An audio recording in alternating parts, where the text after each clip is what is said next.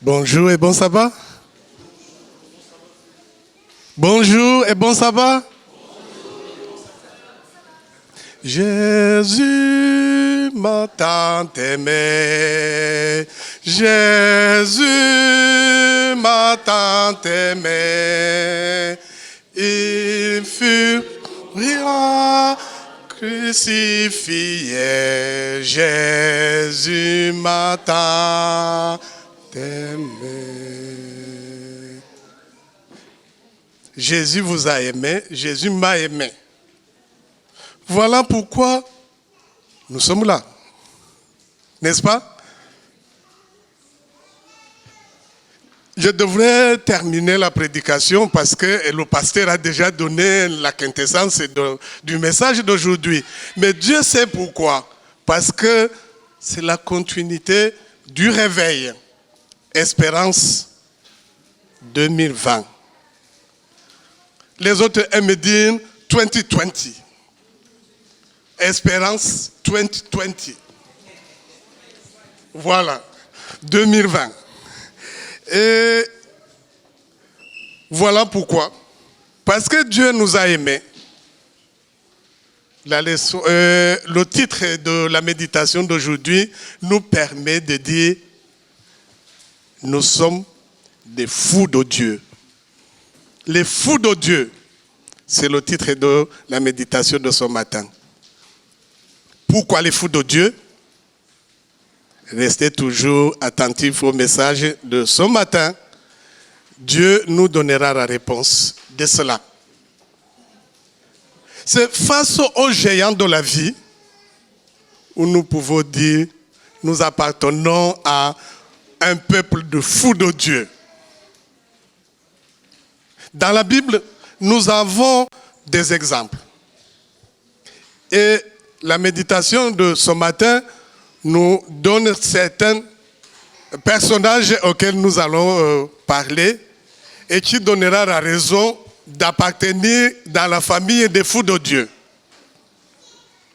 Il y a David. Nous connaissons l'histoire de David dans 1 Samuel chapitre 17. Et nous voyons David, le jeune, qui était à peu près entre 15 et 17 ans, qui était berger dans les montagnes. Mais dans cette histoire, il y avait deux peuples. Le peuple des Philistins et le peuple d'Israël. Et il y avait donc un combat qui opposait les deux peuples. Et l'un est campé de l'autre côté de la vallée et l'autre côté. Et parmi les Philistins, il y avait un homme géant qu'on appelle Goliath. L'histoire nous dit qu'il était géant jusqu'à aller à 3 mètres. Il n'avait pas besoin de toucher le bras, il touche immédiatement. Je crois que même pour les équipes de basket, c'était un homme vraiment plus favorable à tout parce qu'il n'aurait pas besoin de sauter et mettre la nez dans lui, seulement il déposait.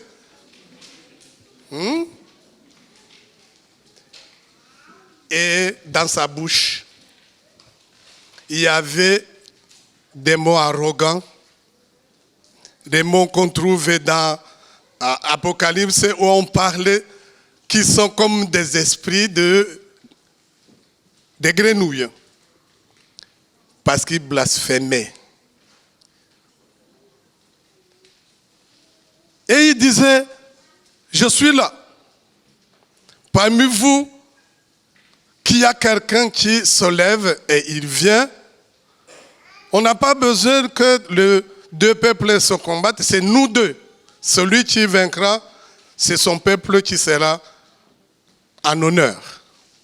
Il a fait 40 jours, plusieurs fois.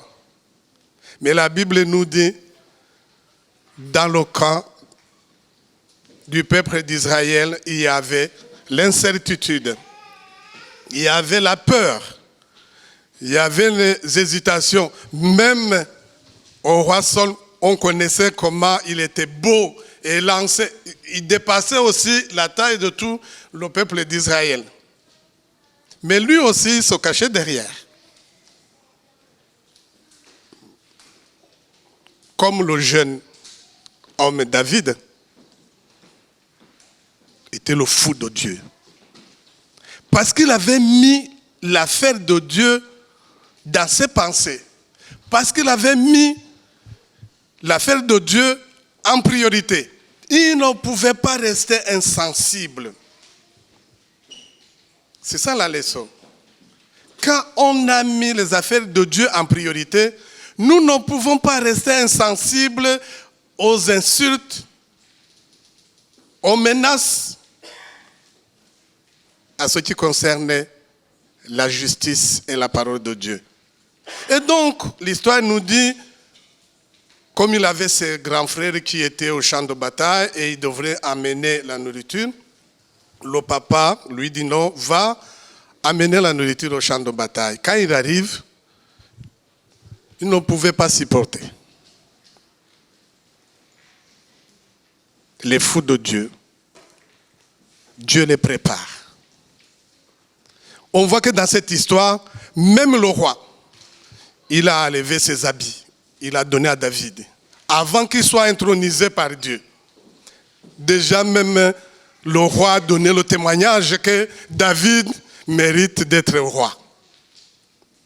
Nous verrons le fils de Saul, Jonathan. Lui-même, il a enlevé son nom, il a donné à David. N'ayez pas peur d'être appelé fou de Dieu. Parce que Dieu a plané. Oui, nous avons traversé l'espérance 2019. Dieu nous réveille encore pour l'espérance 2020. Et le trimestre nous oriente immédiatement dans le cadre des personnes délaissées, des pauvres, des orphelins, des veuves,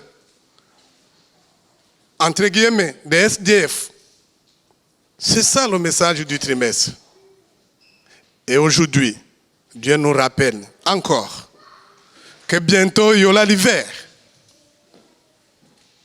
Ce n'est pas le jour où l'hiver commence qu'on se prépare. C'est maintenant. L'espérance à venir nous donne l'espoir de vivre l'espoir maintenant. C'est ça le message.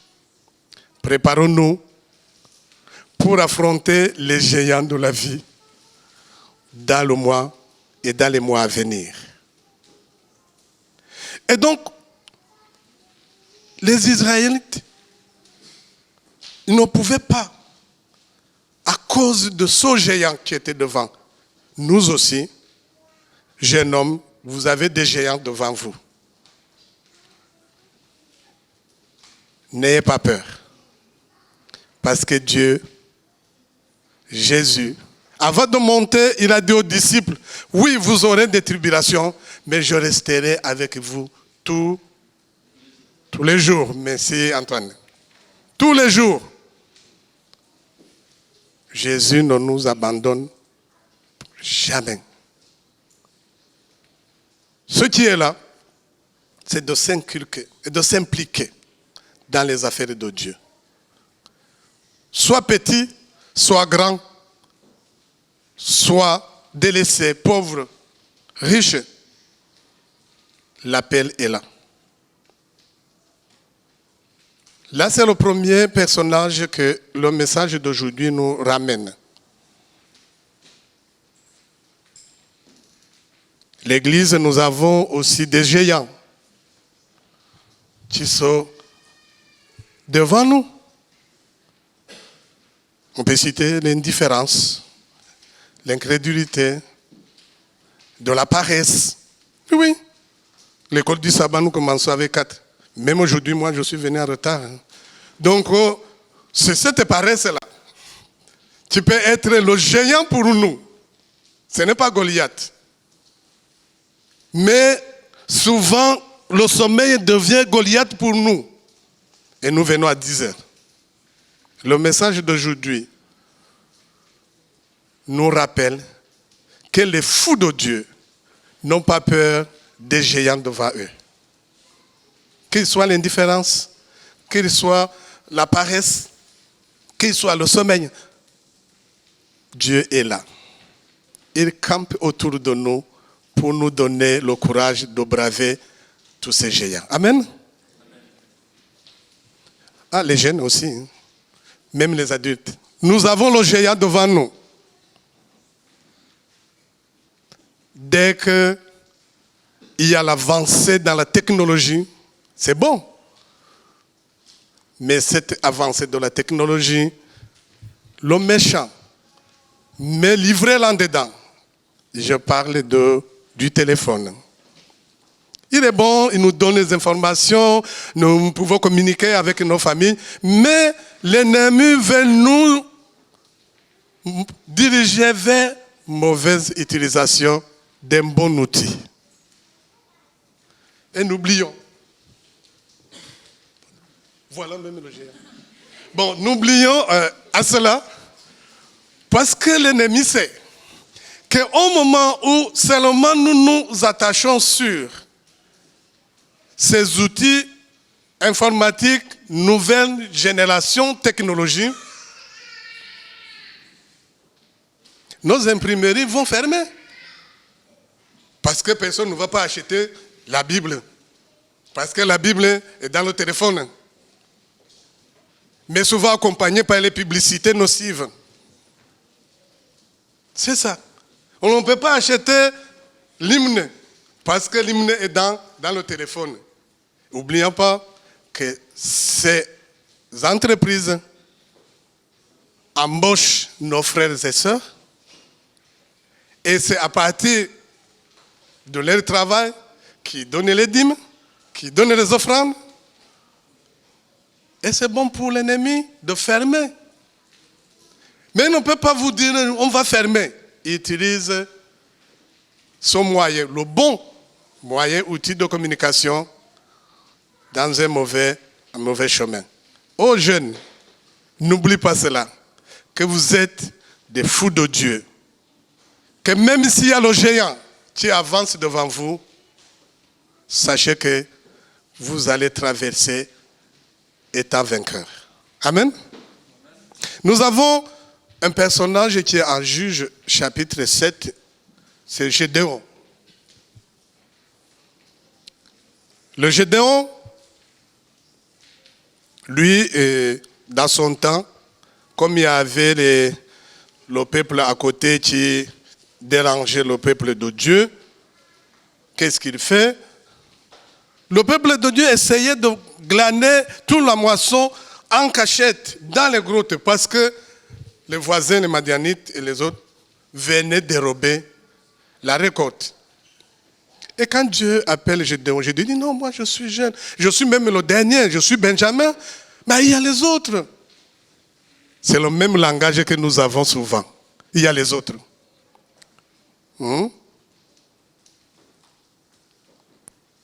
Souvent, l'annonce est là.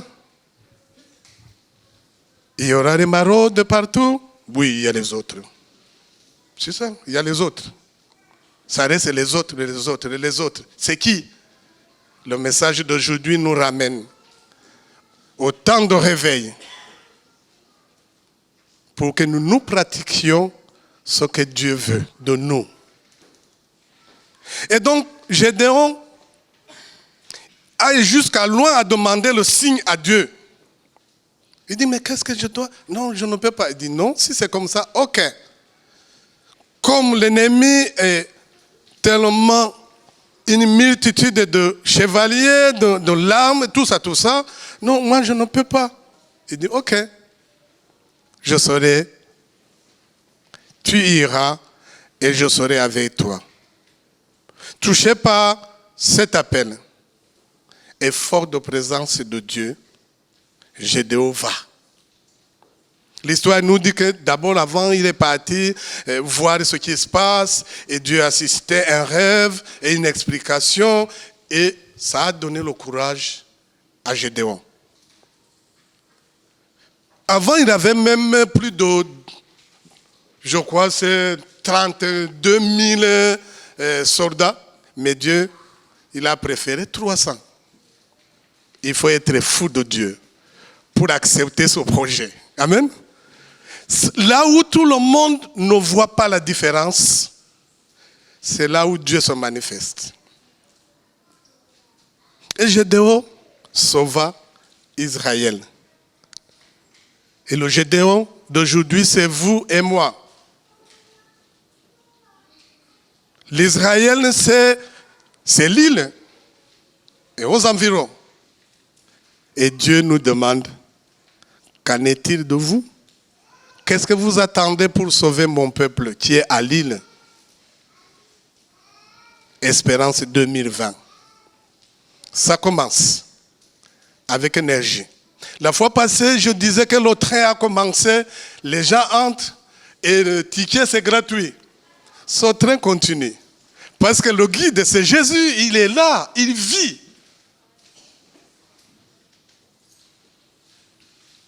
En dehors de David, de Gédéon, on peut parler de Josué. On peut parler de Muraille de Jéricho, qui est en Hébreu 11, verset 30. Il fallait être dans la famille des fous de Dieu. D'accepter ce projet, de tourner une fois seulement le muraille. La journée est finie. Deuxième fois, troisième fois, jusqu'à 7 jours. C'est par la foi que les murailles de Jéricho tombèrent après qu'on eut fait les tours pendant 7 jours. C'est par la foi que l'île connaîtra la vérité. Ce n'est pas par des beaux mots. Ce n'est pas parce qu'on sera éloquent. Mais c'est par la foi que là où nous irons, Dieu ouvrira les portes pour que la vérité entre et vive dans les habitants de l'île et aux environs. Donc, si les murs de Jéricho sont tombés, nos murs de réticence, de dire qu'est-ce que je vais dire, je n'ai même pas les mots à dire. Non, ces murs vont tomber par la foi. Amen. Nous pouvons parler jusqu'à... peut-être on parle le père de la foi. Parce que c'est l'exemple typique. À 75 ans, Dieu lui dit non, quitte. Je te montrerai le chemin là où et le pays là où tu vas habiter. Il ne savait pas quand là. Mais parce qu'il est dans la famille des fous de Dieu.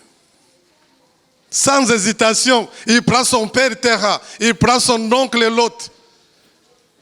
Et sa femme Saraï, avant, qui est devenue Sarah. Ils sont partis, sans regimber, sans se poser des questions, sans philosopher, parce qu'ils savaient à qui ils servent. Le Dieu de l'impossible. C'est souvent les Camerounais qui aiment souvent dire non, il n'y a pas l'impossible au Cameroun. L'impossible n'est pas camerounais. Ils avaient dit ce slogan au moment où ils arrivaient en quart de finale de football. Ils disent non, l'impossible n'est pas camerounais. L'impossible, pour l'enfant de Dieu, il n'y a pas. Devant Dieu, tout est possible. Amen. Ce qui est là, c'est notre volonté. Est-ce qu'il y a la volonté pour le moment? Dieu nous demande. S'il n'y en a pas, il ouvre les écluses de cieux pour nous donner. Il y en a. Ça ne manque jamais. Demandez à Dieu de te donner le courage de t'engager. Dès maintenant.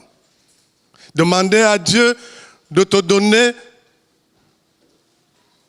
la possibilité et le courage de témoigner, ne fût-ce que ta vie.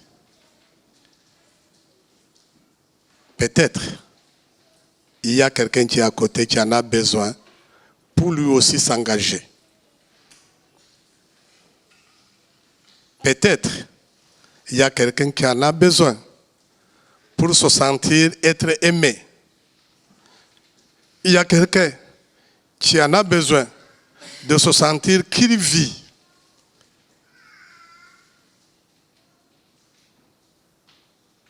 Dieu nous envoie. Il ne nous envoie pas comme des orphelins,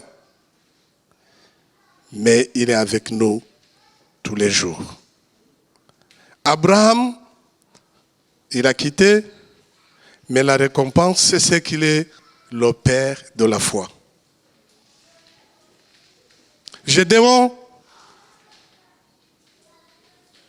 il a sauvé le peuple d'Israël. Josué, il a conduit le peuple d'Israël jusqu'à Canaan. David,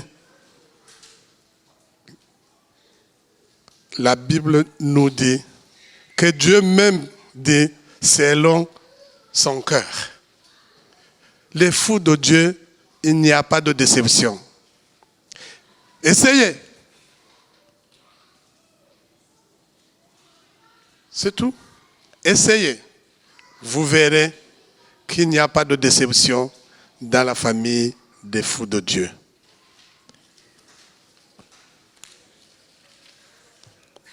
« 1 Corinthiens, chapitre 15, verset 58.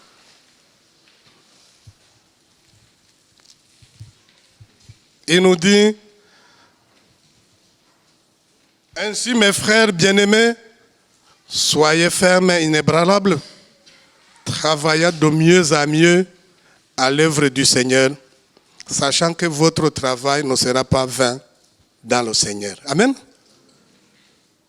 Dieu ne nous demandera pas de faire des miracles. Il nous demande de faire de mieux à mieux. À notre niveau. À mon niveau, à ton niveau. Est-ce que nous nous engageons maintenant?